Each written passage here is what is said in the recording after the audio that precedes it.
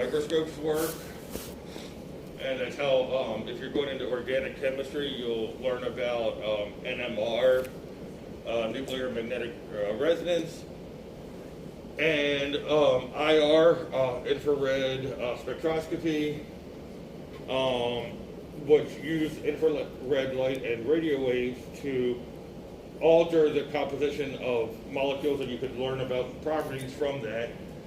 A lab later this semester, you'll be doing spectrophotometry, which is shining light, visible light, or ultraviolet light into some type of liquid matter, and you can learn concentrations and different properties of the matter just by shining light through it. And so while we're looking at matter, we also have to understand that we're interacting with not only matter, but things that aren't matter as well. So we're going to look at the terms element, atom, compound, molecule, mixture, and pure substance. And so when we have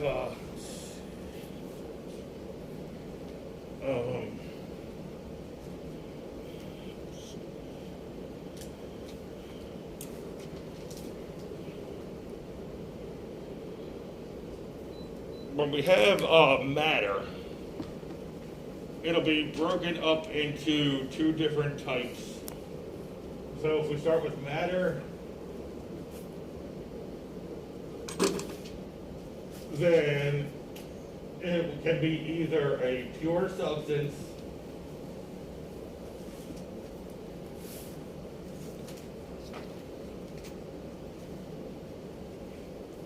or it can be a mixture.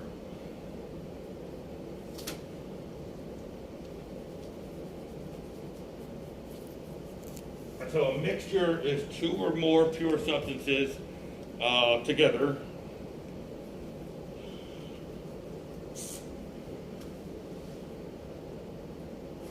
Two or more substances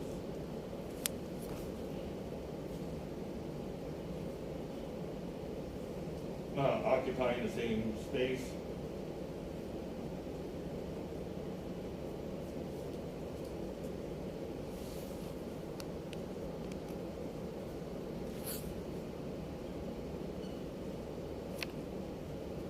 So it could be, mixtures could be solid, liquids, or gas.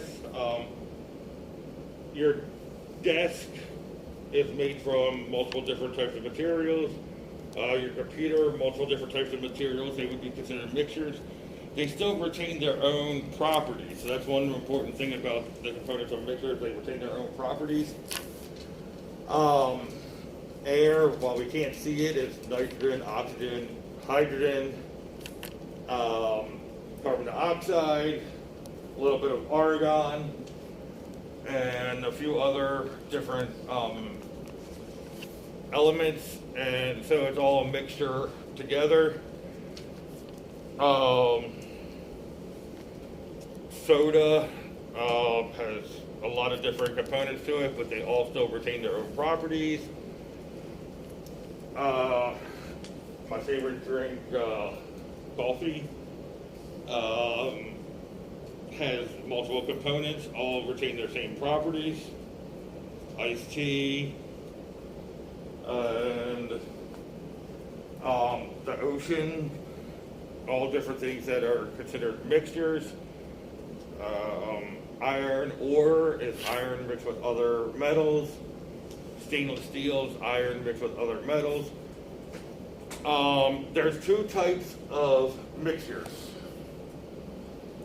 The mixtures can be heterogeneous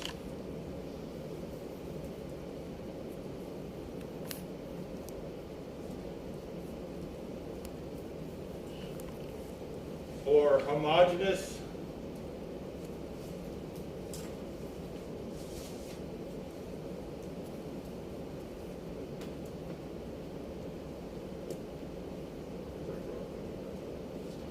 And the difference is that homogeneous mixtures look like pure substances.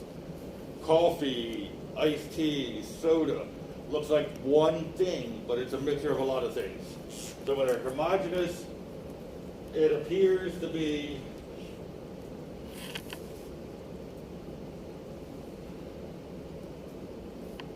a pure substance.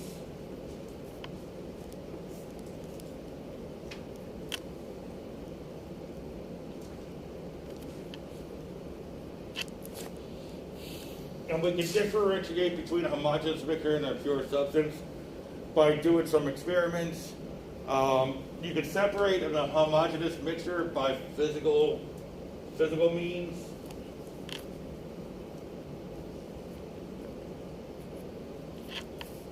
Meaning you could change some of the physical properties. You could boil something. You can check different densities. You can, if things are a mixture by size, you could separate it by size, even if you can't see the individual particles. A heterogeneous mixture is obviously a mixture.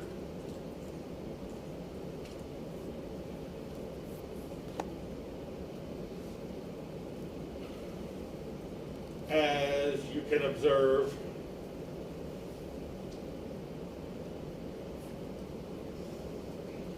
multiple components.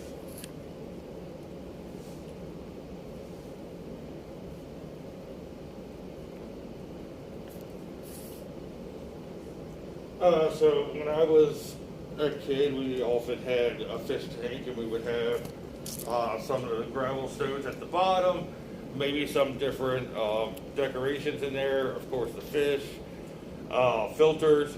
It was clear that there were different components to it, and so you knew that the rocks were completely different than the water, completely different than the fish.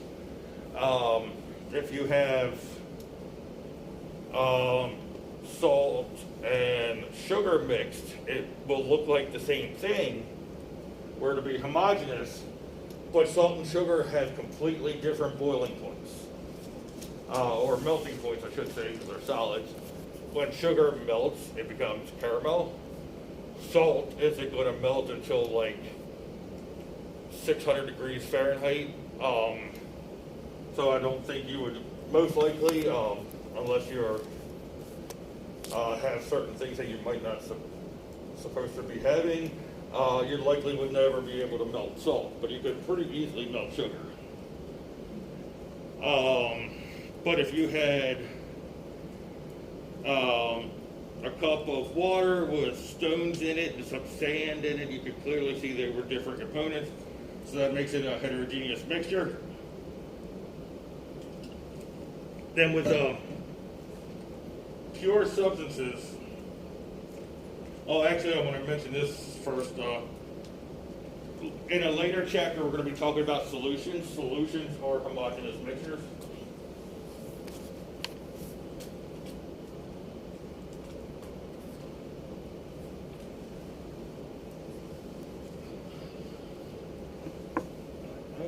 So with pure substances, we could have a compound or an element.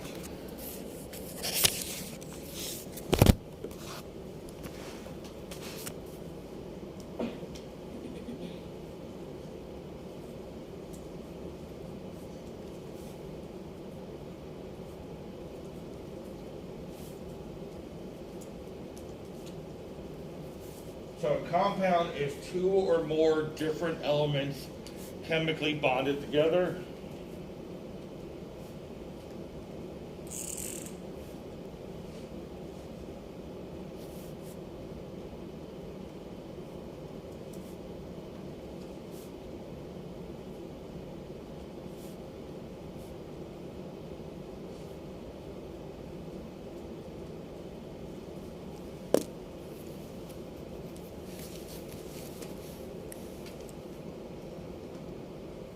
So carbon dioxide, for example, has one carbon and two oxygen atoms with a specific rearrangement with the carbon in the center of the two oxygens.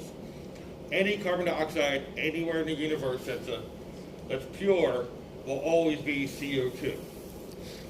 Water is H2O. Any water in the entire universe that's pure is going to be H2O, 2 hydrogens, 1 oxygen, and they're bond together. So those types of compounds are known as molecules.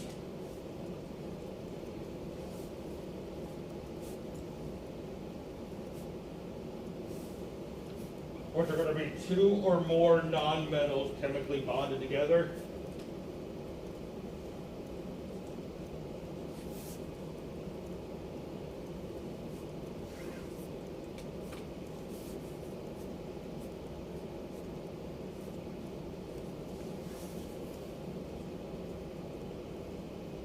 And this will make more sense later, but they share electrons.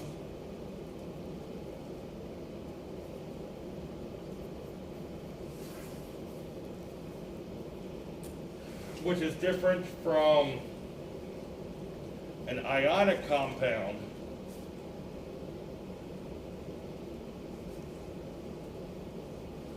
which is the simplest form is formula unit.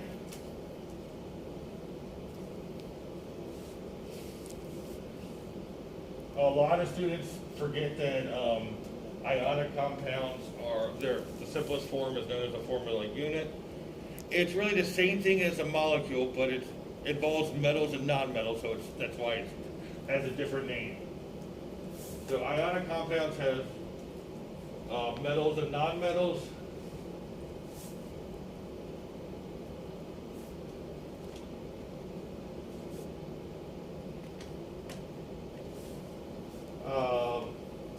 Polyatomic ions are possible.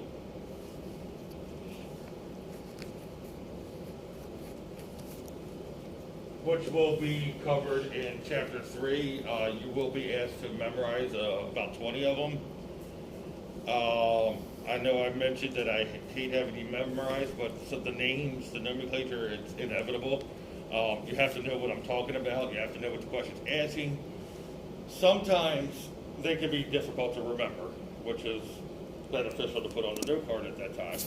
But we'll worry more about that in chapter 3. The important thing here is that electrons are transferred.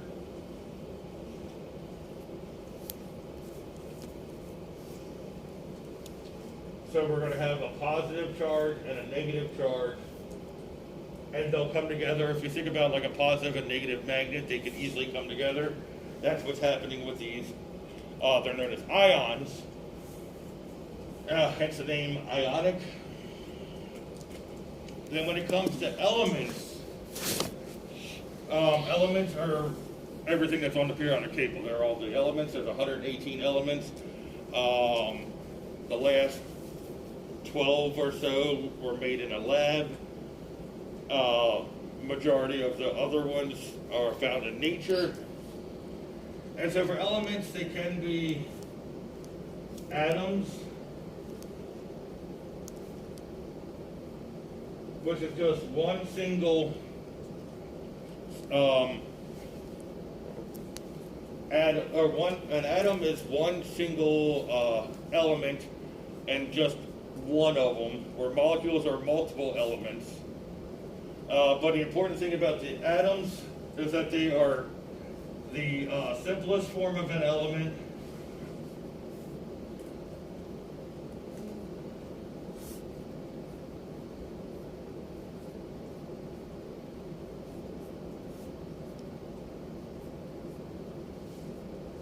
That retains the property of the element.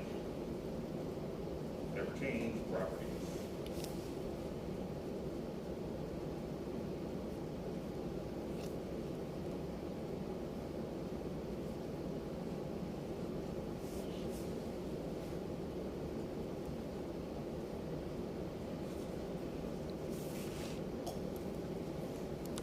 Or for elements, we actually can also have molecules. And it's going to be different than the molecules for a compound.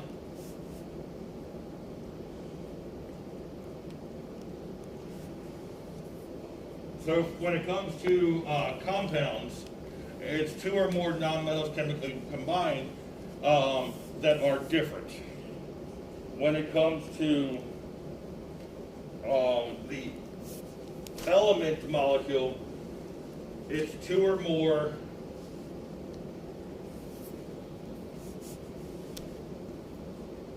atoms of the same element.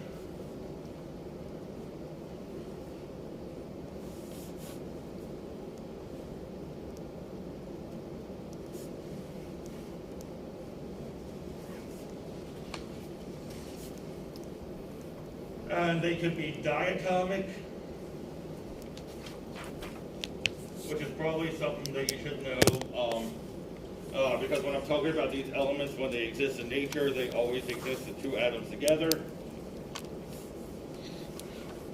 The diatomic elements are going to be hydrogen, H2, nitrogen, N2, oxygen, O2, fluorine is F2, chlorine is Cl2, bromine is Br2, and iodine is I2.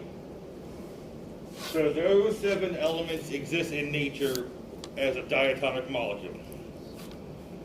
Then there could be polyatomic molecules.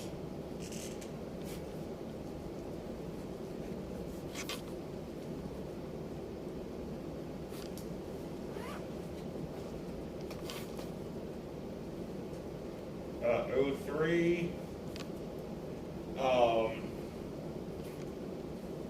phosphorus is P4,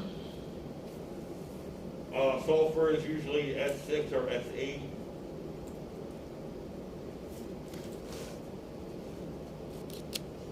And that's how they normally are found in nature. When I was an undergrad student, I took this one class. It was a winter class, which is crazy to do that. But it was basically scientific reasoning. It was a philosophy course on understanding how we word things in science and how companies can try to trick people with different things. One thing that if it wasn't brought up to me, I would never have noticed. When you watch commercials that involve medications, and when they talk about the side effects, there's always happy music, everybody smiling, dancing. They could be talking about side effects where your arms fall off and your legs fall off and everybody's laughing. They do that to try to calm your fears. I recently was put on a new medication, and the side effects were actually, honestly, really scary. And it wasn't even listed in the possible side effects for the medication. With my knowledge, I was able to do some extra research, and I found a paper about a stage 4 clinical trial about this drug. So with clinical trials, brief definitions. Stage 1 is testing the drug on healthy people to see what side effects there could be. Stage 2 is to test it on people that have the illness to try to find the right dose and find the right, see if there's any really bad side effects. Stage 3 is looking at sick people again, but trying to expand the diversity. And then stage 4 is after it gets to market, they monitor what happens. And it was, you probably have seen the commercials for it, but the medication they put me on was Jardiance. And what actually happened to me were some extreme depression and extreme mood swings, where I would just start, I actually, I guess most people would be embarrassed by this, but I'm not, I have no shame. But one way I know when I'm really depressed is I just don't shower. And when I was going through this, I went 7-8 days without showering at all. My girlfriend hated it, but I didn't care because I was going through this really deep depression. And then it got into some severe mood swings where if she put something on a shelf that I didn't want it on, I would just start yelling at her. It was something that either was irrelevant or had no control over.